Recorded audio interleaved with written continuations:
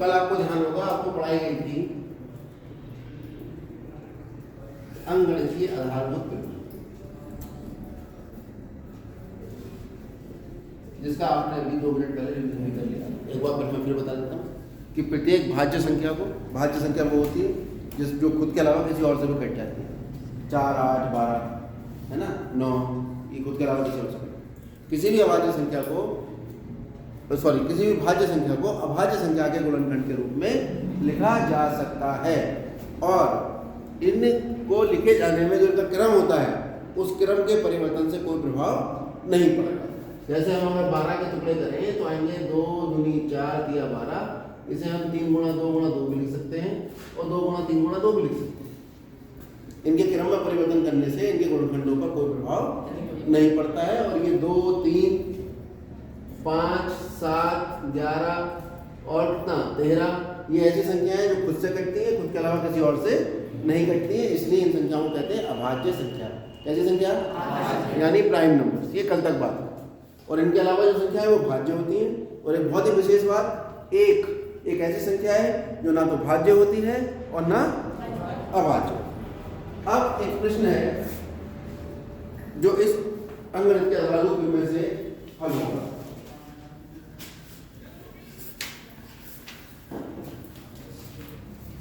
सवाल नंबर 5, प्रश्नावली 1.1, और आपका सवाल है जांच कीजिए कि क्या प्राकृत संख्या n के लिए 6 की घात n अंक 0 पर समाप्त हो सकती है। ये सवाल है कि 6 की घात n एक संख्या है हमारे पास, और इसका कुछ ना कुछ मान होगा। n जो है वो क्या है? n एक कैसी संख्या है? प्राकृत संख्या है, नेचुरल नंबर संख्या। प्राकृत संख्या कौन सी होती है? 1, 2, 3, 4, 5 जो संख्या होती है वो कैसी होती है? प्राकृत। एक शुरू होती है 1, 2, 3, 4, एक जोड़ते जाओ, अगली प्राकृत संख्या आती जाएगी। तो 6 की घात 1, 6 की घात 2, 6 की घात 3, 6 की घात 12, 512, 528, 1532, यानी n का कुछ भी मान हो, ठीक, तो ये कह रहे हैं कि सिद्ध करो ये अंक 0 पर समाप्त हो सकती है या नहीं। इसकी हमें जांच करनी। किसकी जांच करनी है? 6 की घात। जैसे 6 की घात 1 लोगे तो कितना आएगा? 6। तो 0 पर तो समाप्त नहीं हो रही। 6 की घात 2 लोग कितनी हो गई? 6 पे समाप्त हो रही है। 6 की घात 3 लोग कितना हो गया? ऐसे 6 की घात कोई कह रहे हैं क्या n का कोई ऐसा मान है इस दुनिया में जो n का मान 6 की घात पर लगाने पर वो कहां पे समाप्त हो जाए? यानी उसके इकाई का अंक क्या बन जाए?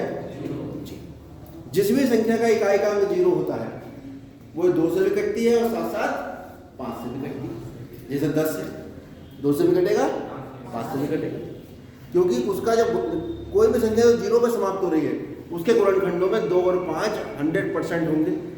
20 ले लो, 2 से भी कटती है 5 से। 30 ले लो, 2 से भी कटती है 5 से। कोई संख्या दुनिया में ऐसी मिलेगी ही नहीं जो 0 पर समाप्त हो रही हो और उसके अभाज्य गुणनखंड 2 और 5 ना हो। क्लियर हो गई ये बात? सभी को समझ आ गई? ठीक है।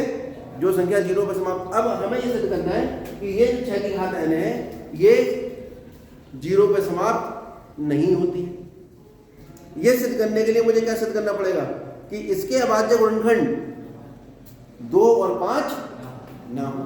5 है तो भी नहीं होगा भाई, खाली 5 है 2 है ही नहीं। तो 5 तो 15 में भी आता है, 5 या 15 तो 0 पर समाप्त नहीं हो रहा, 5 पर समाप्त हो रहा है। ठीक है, लेकिन जिसके अभाज्य गुणनखंड 2 और 5 दोनों होंगे वो 100% 0 पर समाप्त होगा, क्योंकि जैसे 2 और 5 गुणनखंड होंगे तो हम लिखेंगे गुणनखंड 2 गुणा 5 गुणा और भी बहुत कुछ होगा, तो 5 गुणे कितना बन जाएगा? 10। आगे कुछ भी हो, लास्ट में 0 गुणा करने के बाद आना ही आना है। समझ में आ गई बात? तो मुझे केवल इतनी सी बात सिद्ध करनी है कि जो 6 की घात n है इसके गुणनखंड 2 और 5 नहीं, दोनों नहीं। 2 है तो भी काम नहीं चलेगा, 5 है तो भी काम नहीं चलेगा। मुझे ये सिद्ध करना पड़ेगा कि 6 की घात n के गुणनखंड 2 और 5 नहीं। मैं यहां लिख देता हूं, यदि 6 की घात n अंक 0 पर समाप्त होगी तो 6 की घात n के गुणनखंड या कौन से गुणनखंड, अभाज्य गुणनखंड आवश्यक रूप से कौन कौन होंगे, 2 तथा 5 होंगे। यानी मैंने अपने सवाल को अब यहाँ ले आया कि बस अब इसके गुणनखंड मुझे 2 और 5 नहीं है, केवल ये सिद्ध करना है, तो ये 0 पे समाप्त होगी या नहीं होगी। अगर इसके गुणनखंड 2 और 5 नहीं है तो क्या ये 0 पे समाप्त होगी, नहीं। और अगर 2 और 5 है तो 0 पे समाप्त होगी। तो बस अब प्रश्न यही है कि इसके गुणनखंड 2 और 5 हैं या नहीं। चलिए 6 की घात n, 6 के गुणनखंड कितने हुए अभाज्य, 2 गुणा 3 की घात n, यानी कितना हुआ 2 की घात n गुणा, तो 6 की घात n के गुणनखंड अभाज्य गुणनखंड ये आता है। और अंकगणित के आधार में क्या कहती है, पढ़ो जरा एक बार, खड़े हो गए एक बच्चा जरा बुलंद आवाज में, बहुत जल्दी। हाँ, प्रत्येक भाज्य संख्या को अभाज्य संख्याओं के एक गुणनफल के रूप में व्यक्त किया जा सकता है। रुको एक मिनट, देखो ये भाज्य संख्या है, इसको हमने अभाज्य संख्या 2 और 3 के गुणनफल के रूप में व्यक्त कर दिया। आगे बढ़ो। तथा यह गुणनखंड अभाज्य गुणनखंडों के आने वाले क्रम के बिना अद्वितीय होता है। क्रम के बिना मतलब 3 पहले लिख दो, चाहे 2 बाद में लिख दो, ठीक। और एक शब्द का प्रयोग और किया इन्होंने, क्रम के बिना कैसे होता है, अद्वितीय। बैठ जाओ। अद्वितीय का क्या मतलब होता है, एक ही होगा, यूनिक होगा, उसके अलावा और कोई नहीं। इस बात की गारंटी कौन लेगा कि इसके गुणनखंड 5 नहीं है, कौन लेगा गारंटी। एक बच्चा गिरवन पकड़ कह देगा बोल 5 होगा, नहीं वो कहेगा 5 होगा, तो तुम्हारा सवाल तो गलत हो गया है। तो इस बात की गारंटी लेगा कौन, इसकी गारंटी लेगा कौन, अंकगणित के आधार में। क्योंकि क्या कहते हैं अंकगणित के आधार में, कि किसी भी संख्या के अभाज्य गुणनखंड अद्वितीय होते हैं। और हमने जब इसके अभाज्य गुणनखंड निकाले तो केवल कौन निकल के आए, 2 और 3, ये है अद्वितीय, यानी इनके अलावा और कुछ नहीं हो सकते। इसका मतलब इसके गुणनखंड 5 नहीं हो सकते। कौन लेगा गारंटी इसकी, अंकगणित की आधारभूत प्रमेय। ठीक, अब आप लिखेंगे अंकगणित की आधारभूत प्रमेय से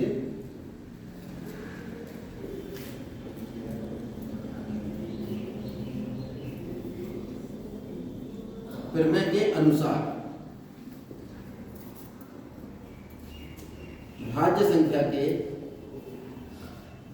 कैसे गुणनखंड, अभाज्य गुणनखंड कैसे होते हैं, अद्वितीय होते हैं। इसका मतलब क्या हुआ, अतः 6 की घात n के अभाज्य गुणनखंड कौन होंगे, केवल कौन कौन होंगे, 2 तथा 3 होंगे। इसमें 5 आ रहा है क्या, इसका मतलब ये 6 की घात n शून्य में समाप्त नहीं। अतः 6 की घात n के का अभाज्य गुणनखंड कौन नहीं होगा, 5 नहीं होगा। कौन ले रहा गारंटी, ठीक है। गारंटी को हिंदी में क्या कहते हैं,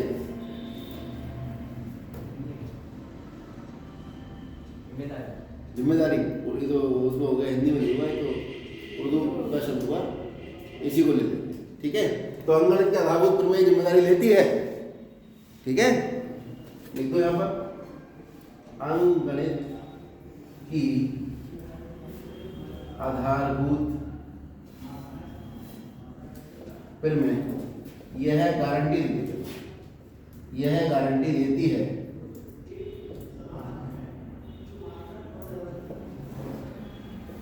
कि, क्या गारंटी देती है कि 6 की घात n का अभाज्य गुणनखंड 5 नहीं होगा या नहीं हो सकता।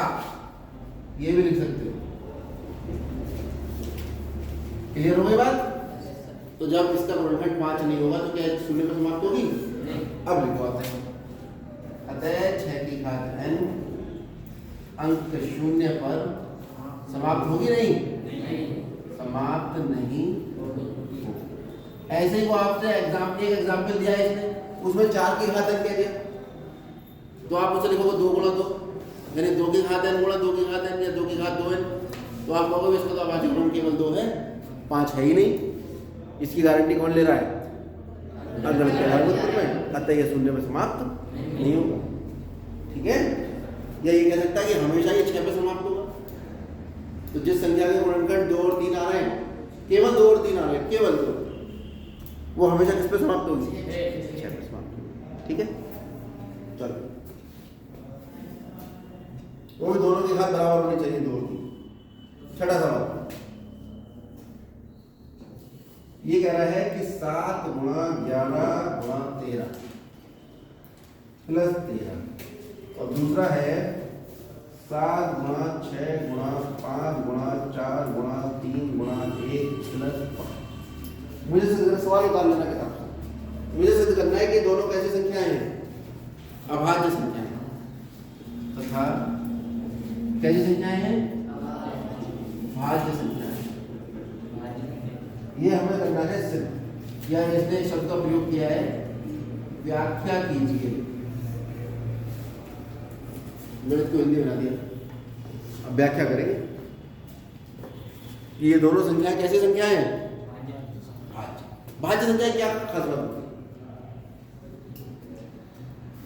कि भाज्य संख्या को खुद के अलावा और भी संख्याएं काटती हैं, या भाज्य संख्या के अभाज्य गुणनखंड होते हैं। जिस संख्या के अभाज्य गुणनखंड होते हैं वो हमेशा कैसी संख्या होती है? भाज्य। जैसे 2 है, 2 को केवल 2 ही काटता है, 2 कैसी संख्या हुई? भाज्य अभाज्य? 3 4 क्यों? 4 से रख के 5 6 क्यों?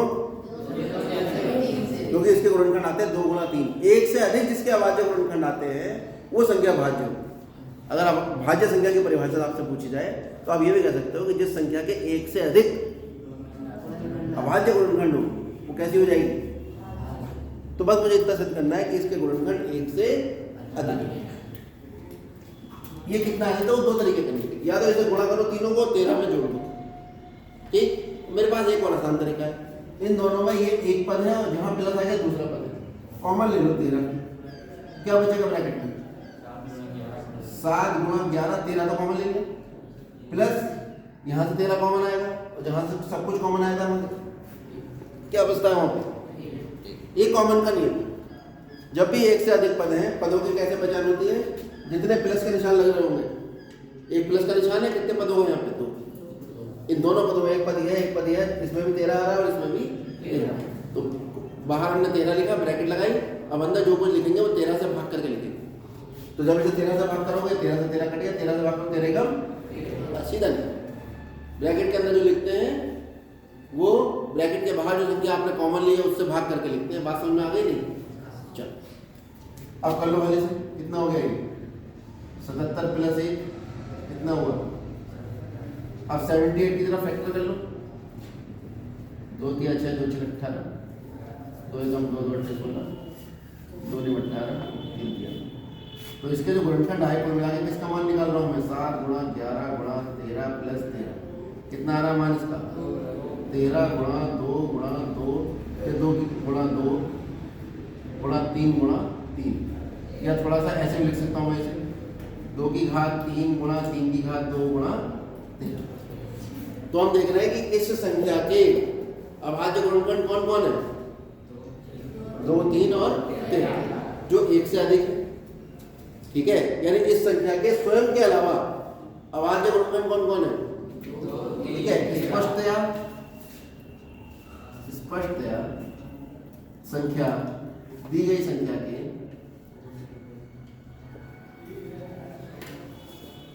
अभाज्य गुणनखंड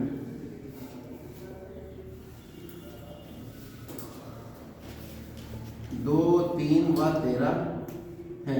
अतः ये संख्या कैसी है? संख्या क्या है? संख्या 7 गुणा 11 गुणा 13 प्लस 13 कैसी संख्या हो गई? भाज्य संख्या हो गई। समझ में आ गया? ये कहानी है, कर लो। अच्छा, कॉमन आ रहा है यहाँ पे, कितना आ रहा है कॉमन? 5 क्या बचा, 7 गुणा 6 गुणा 4 गुणा 3 प्लस 1 कितना आ गया, 7 6 42 और 4 दिया 12 प्लस 1। पहले गुणा होती है, हमेशा जोड़ बाद में था, कभी जोड़ दो 3 और 1 40।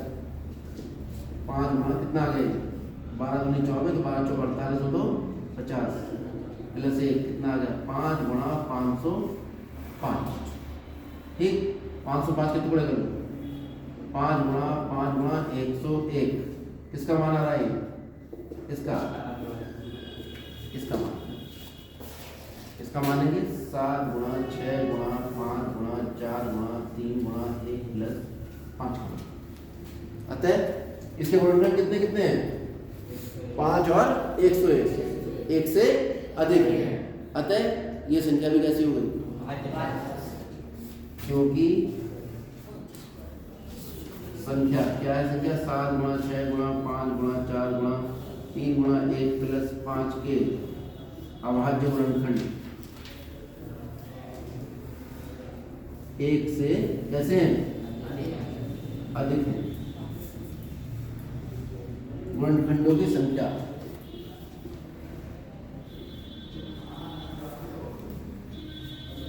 एक से अधिक है, अतः दी गई संख्या कैसी है, भाज्य होगी, अभाज्य, भाज्य संख्या।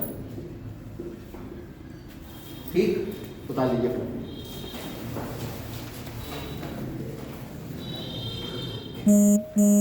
अभी थोड़ा सी जगह है तो एक सवाल और हो सकता है।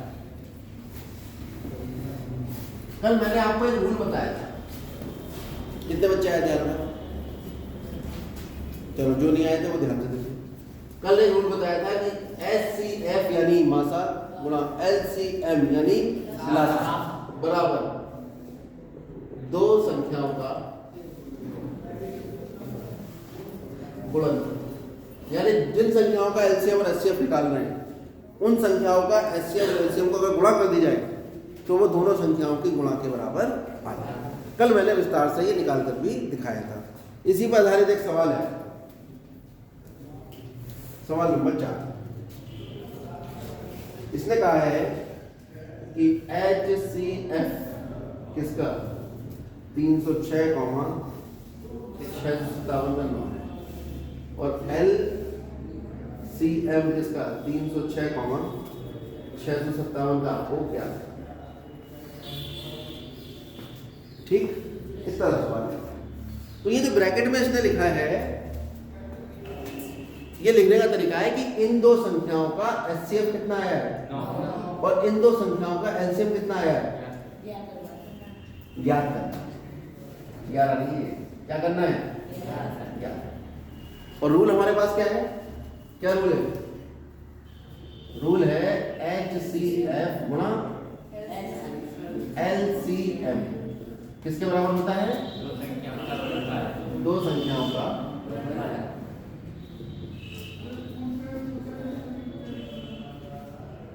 तो LCM कितना है भाई, HCF कितना है 9, LCM पता नहीं। दो संख्याओं का गुणनफल 306 गुणा 657, LCM कितना आ गया,